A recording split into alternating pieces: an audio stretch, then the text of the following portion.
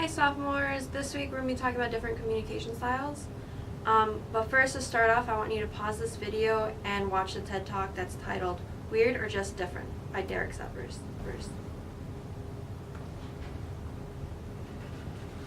The point of the video was to show that when we're faced by an interaction that we don't understand or that we're not familiar with, that we tend to interpret others as weird or abnormal or wrong. And this tendency can lead to individual level of prejudice. And then that can lead to it being integrated into organizational structures. And then that taking root into our institutions and kind of not being good for anyone involved. And it's vital that we kind of control that tendency and not to translate different from me into less than me. There are about 7 different pairs of communication styles, which means there's 14 different communication styles that we're going to look at. They are linear versus circular, direct versus indirect, formal versus informal, low context versus high context, attached versus detached, idea focused versus person focused, and task focused versus relationship focused. We're going to go through each pair and explain what they each mean. As part of your homework this week, I want you to type into a Word document which style of each pair that you most identify with. So for example, when I explain linear versus circular, type out if you identify with circular or linear. So here we go.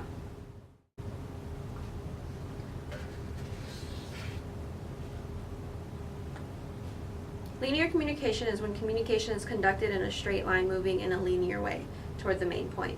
Getting to the point is very important, and the point is stated explicitly. Not getting to the point quickly is seen as a time waster. Circular communication is when communication is in a circular manner around the main point. The point may be left unstated because the verbal and nonverbal information provided is sufficient for understanding. Stating the point explicitly is seen as insulting to the other person. Now decide for yourself which one you identify more with. Type that into your Word document. Direct communication is when what one means is stated in a very straightforward and direct manner.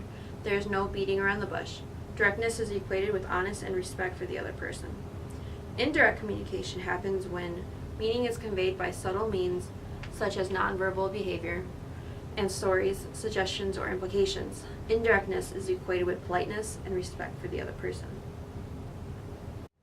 Now decide for yourself which one you identify more with and type it into your Word document.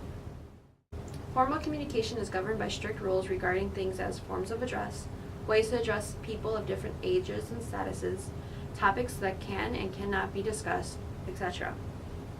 Communication in many respects is highly ritualized. Informal communication is less bound to specific conventions. People have more flexibility in what they say, to whom they say it to, and under what circumstances. Informal communication might also be demonstrated by the use of their first name, for example. Now decide for yourself which one you identify more with and type it into your Word document. Low context means that context for the communication is not assumed to be known. Things must be explained clearly and explicitly, meaning must be expressed precisely. High context means that context for the communication is assumed to be known. Hence, it is unnecessary, even insulting, to explain things and state meanings precisely. Meaning is taken from context. Now decide for yourself which one you identify more with and type it into your Word document. Attached communication is carried out with feeling and emotion. Issues are discussed with a degree of passion and commitment. Communication is very expressive. Sharing one's values and feelings about the issue is highly valued. Detached communication is carried out in a calm and impersonal manner. This is equated with objectivity, which is very valued. Highly expressive, emotive, and engaged communication is inappropriate because this is seen as personalizing the issues and as biased. Now decide for yourself which one you identify more with and type it into your Word document. Idea-focused communication is when there is emphasis on ideas which is separate from the person. Thus, disagreement with another person's ideas is acceptable and even valued. It is not seen as a personal attack. Person-focused communication is when there is emphasis on the person, hence great importance is attached to the feelings of the other person. Issues and ideas are not separated from the person. Thus, disagreement with someone's ideas must be handled very carefully. Now decide for yourself which one you identify more with and type it into your Word document.